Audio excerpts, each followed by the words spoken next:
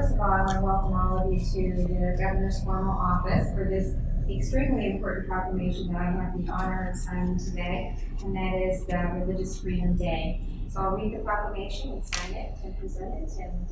I just thank you all for being here. Whereas, as Americans, we have enjoyed a heritage of faith and freedom in this nation since our earliest days. As the U.S. Supreme Court so succinctly stated, we are a religious people whose institutions presuppose a supreme being. And whereas America has long been a place where the civil body politic respected our first freedom, even at this nation's lowest point when it was divided by the Civil War, President Abraham Lincoln issued a proclamation appointing a national fast day so that all Americans would seek God to confess our sins and pray for forgiveness. And whereas Americans understood then and responded, those who do not know history speak against religious freedom and freedom of speech, not realizing that these fundamental human rights provide the basis for all other rights. We have been the recipients of the choicest bounties of heaven, but just as President Lincoln proclaimed,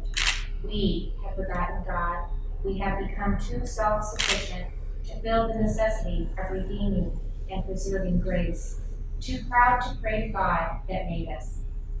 And whereas on this day, Religious Freedom Day, when we take time to commemorate what our forefathers battled for, we too have much work to do to nurture and to protect that vision throughout our nation so that we can pass a heritage of liberty to the next generation.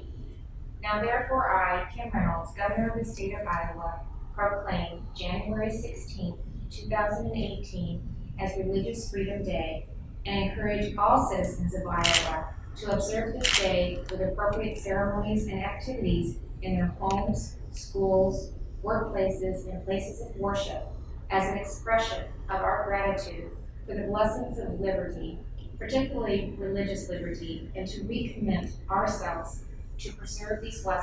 blessings by exercising our spiritual responsibilities to pray for one another, to pray for the unity of the nation, and to each do our part to restore civility in the public square.